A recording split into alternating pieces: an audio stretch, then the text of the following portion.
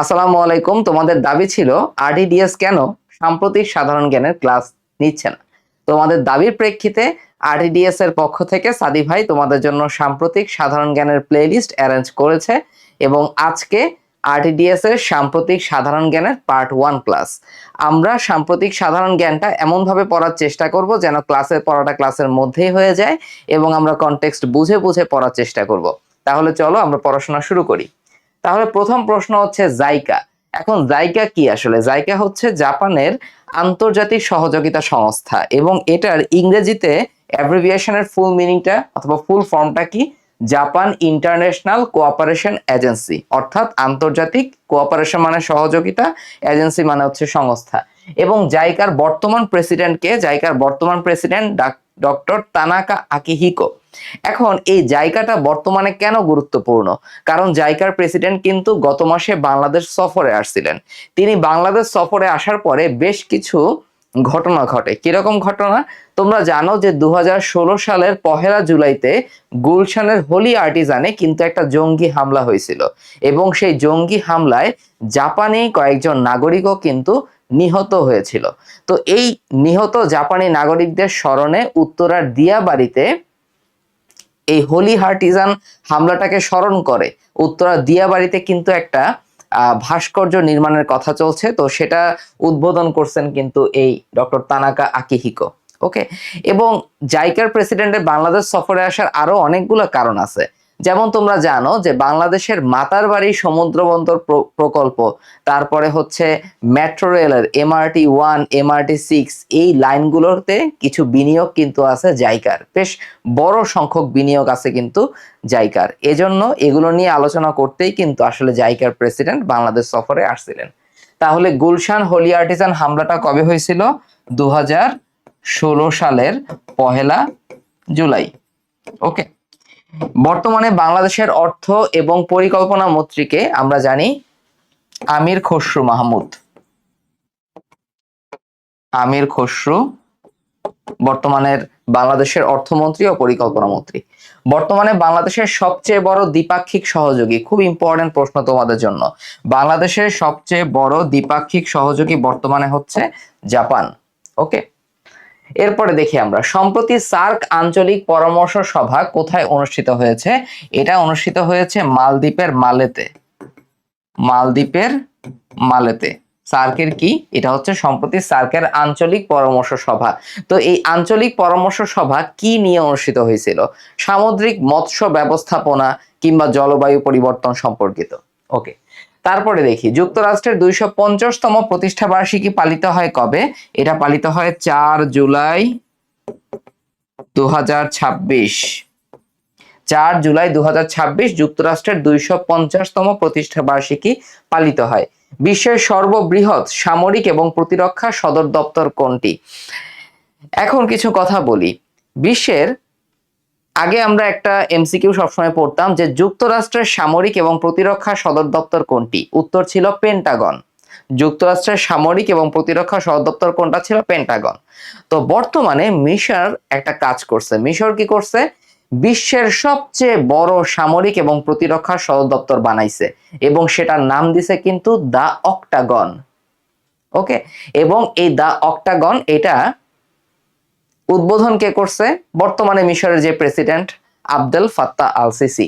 তাহলে এখন আমরা দেখব বিশ্বের সর্ববৃহৎ সামরিক ও প্রতিরক্ষা সদর দপ্তর কোথায় অবস্থিত? মিশরে অবস্থিত। সেটার নাম কি? The Octagon. এবং এই দা অক্টাগনের উদ্বোধন কে করছে? Abdel Fattah al Sisi. Fattah al Sisi. Okay. এরপরে আমরা দেখি দেশের প্রথম ভিএইচটি প্ল্যান্ট চালু হয় কোথায়? ভিএইচটি ট্রিটমেন্ট প্ল্যান্ট মানে এটা মানে কি? ভিএইচটি মানে হচ্ছে ভ্যাপর হিট ট্রিটমেন্ট প্ল্যান্ট। তাহলে এই প্ল্যান্টের কাজ কি? বাংলাদেশে যে সকল ফল উৎপাদিত হয় সেই সব ফল কিন্তু খুব বেশি পরিমাণে বাইরের দেশে রপ্তানি হতে পারে না। তো এদের মধ্যে একটা ফল হচ্ছে আম।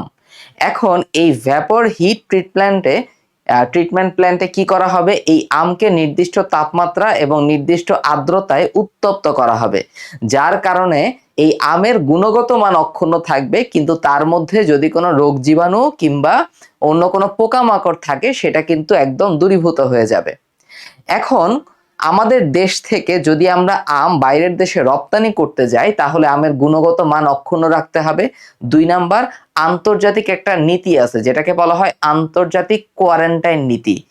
তার মানে কি, গুণগত মান অক্ষুণ্ণ থাকবে কিন্তু কোনো রোগ জীবাণু বা পোকামাকড় থাকবে না। এখন এই নীতিগুলো কোথায় খুব বেশি পরিমাণে ফলো করা হয়, কিছু দেশ আছে যারা বাইরের দেশ থেকে যখন কোনো পণ্য আমদানি করে তখন তারা একটা কঠোর নীতি অনুসরণ করে যে এটা হেলদি কিনা, এটার গুণগত মান ঠিক আছে কিনা, এটার মধ্যে অন্য কোনো সমস্যা আছে কিনা। তো এই আম জাতীয় অন্যান্য ফলের রপ্তানিকরণ যেন সহজ হয় এবং রপ্তানি যেন বাড়াতে পারি আমরা, এজন্যই কিন্তু এই ভ্যাপর হিট ট্রিটমেন্ট প্ল্যান্ট। তো এই বাংলাদেশের প্রথম ভ্যাপর হিট ট্রিটমেন্ট প্ল্যান্ট কোথায় চালু হয়, এটা ঢাকার গাবতলীতে চালু হয়। ঢাকার গাবতলী, ঢাকার কোথায়, ঢাকার গাবতলীতে চালু হয়, ঢাকার গাবতলী। তারপরে দেখি, প্রশান্ত মহাসাগরে কৌশলগত পারমাণবিক সাবমেরিন থেকে ক্ষেপণাস্ত্র পরীক্ষা চালায় কোন দেশ? সম্প্রতি এটা চালায় হচ্ছে চীন দেশ। এবং এই সাবমেরিনটা কোন ধরনের সাবমেরিন? জিন শ্রেণীর সাবমেরিন। আমরা একটু মনে রাখবো, দেশের প্রথম প্রধানমন্ত্রী হিসেবে সেনাবাহিনীর গ্রীষ্মকালীন মহড়া কে পরিদর্শন করেন? এটার অ্যান্সার হবে, আমরা জানি বর্তমানে বাংলাদেশের প্রধানমন্ত্রী কে, তারেক রহমান। মাননীয় প্রধানমন্ত্রী তারেক রহমান, তিনি কিন্তু বাংলাদেশের কততম প্রধানমন্ত্রী? 11তম প্রধানমন্ত্রী। এবং তিনি কত তারিখে শপথ গ্রহণ করছেন? 17ই ফেব্রুয়ারি 2026। এই তিনটা কথা একসাথে আমাদের মনে রাখতে হবে। ওকে, তারপরে দেখি, নতুন 3টা উপজেলা গঠন করে প্রজ্ঞাপন জারি। তাহলে বর্তমানে বাংলাদেশে মোট উপজেলা কয়টা? বর্তমানে বাংলাদেশে মোট উপজেলা কিন্তু 503টা উপজেলা আছে। এখন এই নতুন 3টা উপজেলা কি কি আমাদের দেখতে হবে। একটা হচ্ছে চট্টগ্রামের উত্তর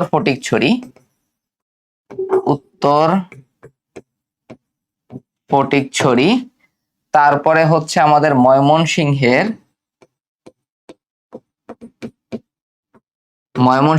দক্ষিণ গফরগাঁও এবং কুমিল্লার বাংরা উপজেলা। এখন পরীক্ষায় যদি প্রশ্ন আসে যে 503তম উপজেলা কোনটা, তখন অ্যান্সার দিবা ময়মনসিংহের দক্ষিণ গফরগাঁও। মনে থাকবে। তাহলে নতুন 3টা উপজেলা কি কি আছে আমাদের? একটা হচ্ছে চিটাগাংয়ের উত্তর ফটিকছড়ি, ময়মনসিংহের দক্ষিণ গফরগাঁও এবং কুমিল্লার বাংরা। এদের মধ্যে যদি বলে 503তম কোনটা, তখন অ্যান্সার হবে কিন্তু ময়মনসিংহের দক্ষিণ গফরগাঁও। রাশিয়ার উপর দেয়া নিষেধাজ্ঞা তুলে নেয় আন্তর্জাতিক অলিম্পিক কমিটি। এটা এভাবে প্রশ্ন আসতে পারে যে আন্তর্জাতিক অলিম্পিক কমিটি 3 বছর আগে কিন্তু রাশিয়ার উপর একটা নিষেধাজ্ঞা দিছিল যে সেখান থেকে কোনো প্রতিযোগী আন্তর্জাতিক অলিম্পিক গেমসে অংশগ্রহণ করতে পারবে না। তাহলে কোন দেশের উপর থেকে নিষেধাজ্ঞা সম্প্রতি তুলে নেওয়া হয়? রাশিয়ার থেকে। এভাবে প্রশ্নটা আসবে, তোমাদের ডেট জানার কোনো দরকার নাই। এরপরে আমরা দেখি, ন্যাটোর সর্বশেষ শীর্ষ সম্মেলন কোথায় হয়?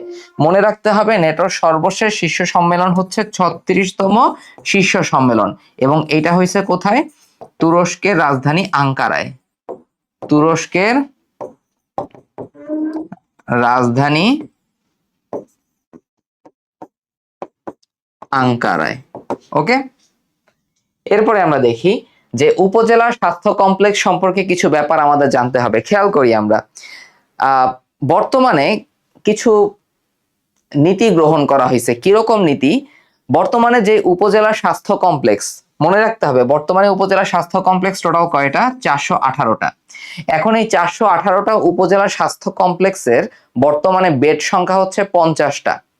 তো সরকার কি ঘোষণা করছে? এই 418টা উপজেলা হেলথ কমপ্লেক্সের 50টা যে বিছানা বা বেড আছে সেটাকে 101 বেডে উন্নীত করা হবে। 101 বেডে উন্নীত করা হবে। ওকে, এবং আরেকটা জায়গায় বলা হয়েছে এরকম যে নতুন প্রস্তাবিত আরো 13টা উপজেলা হেলথ কমপ্লেক্স আছে।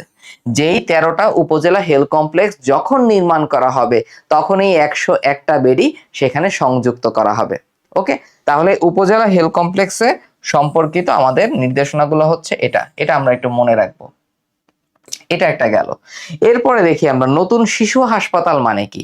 বর্তমানে বাংলাদেশে কিন্তু সরকার ঘোষণা দিছে যে আরো নতুন 5টা শিশু হাসপাতাল নির্মাণ করা হবে। এখন কোথায় কোথায় সেটা আমাদের জন্য ইম্পর্টেন্ট। তাহলে খেয়াল করি, প্রথমে আমরা মনে রাখবো হচ্ছে খুলনায়, খুলনা, বরিশাল, তারপর হচ্ছে রাজশাহী এবং রংপুর। এই 4টা হচ্ছে বিভাগীয় সদর। এই 4টা বিভাগীয় সদরে হবে একটা করে 4টা শিশু হাসপাতাল। আর আরেকটা হবে কোথায়? কুমিল্লা সদর জেলা হাসপাতাল। ঠিক আছে, তো এই 5টা জায়গায় নতুন করে 5টা নতুন শিশু হাসপাতাল নির্মাণ করা হবে, সেটার কথা এখানে বলা হয়েছে। আচ্ছা, এরপরে দেখি যুক্তরাষ্ট্রের আকাশ প্রতিরক্ষা ব্যবস্থার নাম কি? নাম হচ্ছে প্যাট্রিয়ট। প্যাট্রিয়ট। তো এই প্যাট্রিয়টটা আবার নতুন করে কেন আলোচনায় চলে আসছে? কারণ ইউক্রেনের মাটিতে ইউক্রেনের সাথে যুক্তরাষ্ট্রের একটা প্রতিরক্ষা চুক্তি হয়েছে এই যুক্তরাষ্ট্রের আকাশ প্রতিরক্ষা ব্যবস্থা সম্পর্কে। ওকে, এজন্য। এরপরে আসি জাতীয় বৃক্ষরোপণ অভিযান ও বৃক্ষ মেলা 2026, এটা কবে উদ্বোধন করা হয়?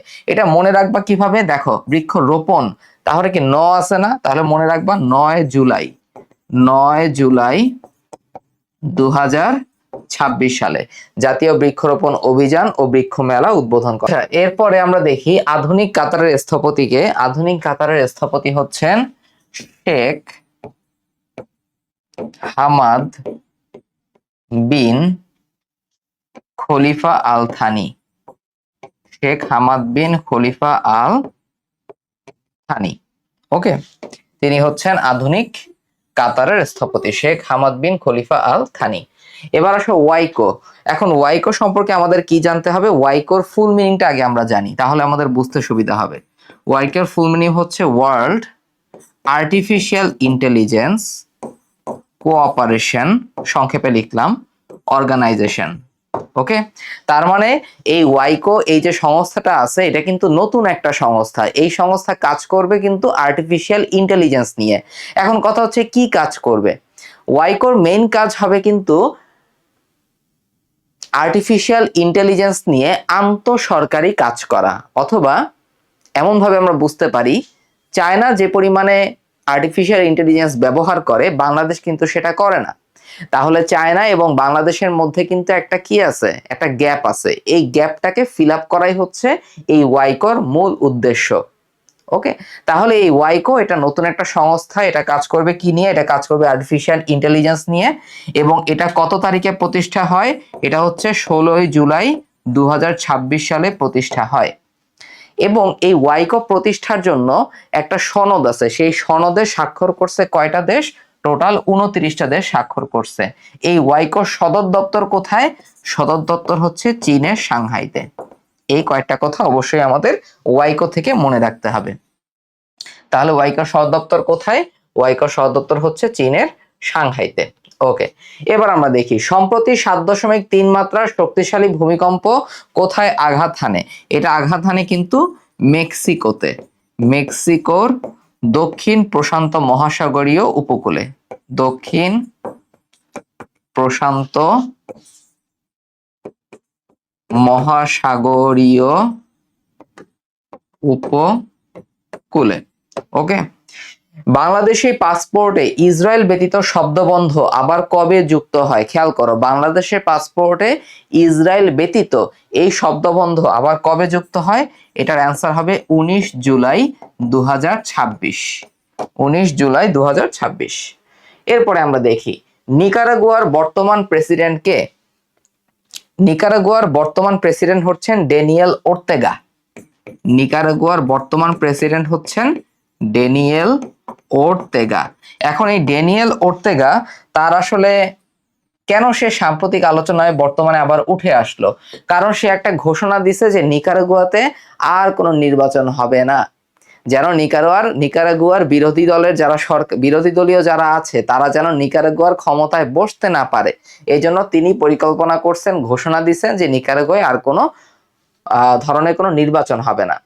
সম্প্রতি সৌদি আরবের বিরুদ্ধে নৌ অবরোধ আরোপের ঘোষণা দেয় অথবা ঘোষণা দিয়েছিল কোন সংস্থা? এটা হবে ইয়েমেনের হুথি সম্প্রদায়। কখনো কখনো এভাবেও পরীক্ষায় এসেছিল যে হুথি সম্প্রদায় কোন দেশের, এটা হবে হচ্ছে ইয়েমেনের হুথি, তার মানে ইয়েমেনের হুথি সম্প্রদায়। ওকে, আচ্ছা, তারপরে দেখি 23তম কমনওয়েলথ গেমস কোথায়? 23তম কমনওয়েলথ গেমস কোথায় শুরু হয়? স্কটল্যান্ডের গ্লাসগোতে। স্কটল্যান্ডের গ্লাসগোতে। আচ্ছা, বাংলাদেশের সর্বশেষ নিয়োগপ্রাপ্ত জাতীয় অধ্যাপককে? বাংলাদেশের সর্বশেষ নিয়োগপ্রাপ্ত জাতীয় অধ্যাপক হচ্ছেন ডক্টর মাহবুব উল্লাহ। সর্বশেষ নিয়োগপ্রাপ্ত জাতীয় অধ্যাপককে? সর্বশেষ নিয়োগপ্রাপ্ত জাতীয় অধ্যাপক হচ্ছেন ডক্টর মাহবুব উল্লাহ। ওকে, আমি কেন এভাবে লিখে লিখে পড়াচ্ছি? কারণ তোমরা যেন খাতায় নোট করতে পারো আমার সঙ্গে সঙ্গে, ঠিক আছে? আমি কিন্তু এই স্লাইডটা তোমাদেরকে একদম পিডিএফ আকারে প্রোভাইড করে দিব। তোমাদের দায়িত্ব হচ্ছে খাতায় এটা নোট করে অবশ্যই road to DMC dream to be a doctor এই গ্রুপটাতে তোমরা কি করবা? তোমরা অবশ্যই এটা কিন্তু নোটটা সাবমিট করবা। একটা হ্যাশট্যাগ ইউজ করো, হ্যাশট্যাগটা এটা হবে RTDS recent GK. RTDS recent GK 1 লিখবা, যেহেতু এটা পার্ট 1। তোমরা যদি ভালো মতো সাড়া দেখাতে পারো, তোমরা যদি অনেক বেশি নোট শেয়ার করো, তাহলে আমি বুঝবো তোমরা আসলে আমার এই ইনিশিয়েটিভটাতে খুব আনন্দিত এবং ইন্টারেস্টেড। তাহলে আমি ধরো এই প্লে লিস্টটা তোমাদের জন্য কমপ্লিট করব। কারণ এভাবে খুঁজে খুঁজে ভাইয়া কিন্তু লিখতেও কষ্ট হয়েছে, কিন্তু এটা আমি শুধুমাত্র তোমাদের জন্য করতেছি যেন সাম্প্রতিক সাধারণ জ্ঞান নিয়ে তোমাদের কোনো ভয় না থাকে। কারণ বাংলাদেশ এবং আন্তর্জাতিক মিলিয়ে মনে হয় যে 2 থেকে 3টা অন্তত পক্ষে সাম্প্রতিক থেকে আসবে। এজন্য আমাদের এই জিনিসটাও একটু ভালো মতো পড়া উচিত। এর পাশাপাশি আমরা অন্যান্যগুলো তো আস্তে আস্তে পড়বই। তাহলে দেখো, এটা পড়তে খুব বেশি সময় লাগবে না, ভাইয়ের সঙ্গে সঙ্গে দেখে ফেলো, ক্লাসের পর ক্লাসেই শেষ হয়ে যাবে। তাহলে আরটিডিএস রিসেন্ট জিকে 1 এই হ্যাশট্যাগ ইউজ করে অবশ্যই road to DMC dream to be a doctor এই গ্রুপে তোমরা এই আজকের ক্লাসের নোটটা কিন্তু শেয়ার করবা সবাই। বুঝতে পারছি? তো আরটিডিএস এর কিন্তু এখন এইচএসসি 26 ব্যাচ তোমরা যারা আছো তারা আরটিডিএস এর ফাইনাল মেডিকেল ব্যাচে ভর্তি হয়ে যেতে পারো। আমরা কিন্তু ফাইনাল মেডিকেল ব্যাচে তুমি যদি ভর্তি হয়ে যাও, তাহলে সামনে আমাদের যে সাধারণ জ্ঞান ইংরেজি জিকে ইংলিশ কোর্স আসবে, সামনে যে লাস্ট ফাইট রিভিশন ব্যাচ, কুখ্যাত এক্সাম ব্যাচ, যা কিছু আসবে সবকিছুতে তোমরা কিন্তু ফ্রি এনরোলমেন্ট পেয়ে যাবা। আর সেকেন্ড টাইমার যারা আছো তারা আমাদের নতুন second timer batch 6.2 S A join করতে পারো। ওকে, তাহলে সেকেন্ড টাইমারে জয়েন করবা 6.2 এস এ, এবং যারা এইচএসএ 26 আছো তারা জয়েন করবা আরটিডিএস ফাইনাল মেডিকেল ব্যাচে। মনে থাকবে? তাহলে এই ব্যাচ দুটিতে আমরা যে সাধারণ জ্ঞান ইংরেজির ক্লাস নেব, সেখানে কিন্তু আমরা একদম নিজেদের আরটিডিএস এর সাধারণ জ্ঞান বই ধরে ধরে পড়াই। বাজারে গতানুগতিক বইয়ের তুলনায় এই বই দুটি কিন্তু খুবই পাতলা, কারণ মেডিকেলের জন্য আমরা মনে করি যে এই বই দুইটা মোর দেন এনাফ। এখানে তোমার যত থিওরি দরকার কিংবা যত প্র্যাকটিস দরকার সবকিছুই এই বই দুইটাতে কাভার করা হয়েছে। তো তুমি যদি আমাদের আরটিডিএস এর ফাইনাল মেডিকেল ব্যাচ অথবা সেকেন্ড টাইমারে যদি 6.2 এস ব্যাচে এনরোল হয়ে যাও, তারা কিন্তু আরটিডিএস এর যেই 16 সেট ম্যাটেরিয়ালস আছে, এই 16 সেট ম্যাটেরিয়ালস তোমরা কিন্তু ডিসকাউন্টেড প্রাইসে কালেক্ট করতে পারবে। এবং এই 16 সেট ম্যাটেরিয়ালসের মধ্যে যে প্র্যাকটিস বইগুলো আছে সেগুলো হচ্ছে তোমার মেইন বই পড়ার পাশাপাশি জাস্ট তুমি আরটিডিএস এর বইগুলো রাখবা। তোমার এক্সট্রা ইনফো নিয়েও কোনো টেনশন থাকবে না, তোমার অনুশীলনী প্রশ্ন নিয়েও কোনো টেনশন থাকবে না। কারণ যত অনুশীলনী প্রশ্ন তোমার সলভ করা দরকার ব্যাখ্যা সহ এই বইগুলোতে দেয়া আছে। যত এক্সট্রা ইনফো তোমার দরকার চ্যাপ্টার ওয়াইজ আমাদের বইগুলোতে দেয়া আছে। অফলাইন মডেল টেস্ট বইও আছে। যাই হোক, তুমি যদি আরটিডিএস এর কোর্স সম্পর্কে অথবা আরটিডিএস এর ম্যাটেরিয়াল সম্পর্কে জানতে চাও, তাহলে আমি একটা হোয়াটসঅ্যাপ নাম্বার দিচ্ছি 01724925752। এই হোয়াটসঅ্যাপ নাম্বারে তুমি কন্ট্যাক্ট করতে পারো। আজকের ক্লাসটি তোমাদের কেমন লেগেছে অবশ্যই কমেন্ট সেকশনে জানাবা এবং নোট শেয়ার করবা। ভালো থাকো সবাই, আল্লাহ হাফেজ, আসসালামু আলাইকুম।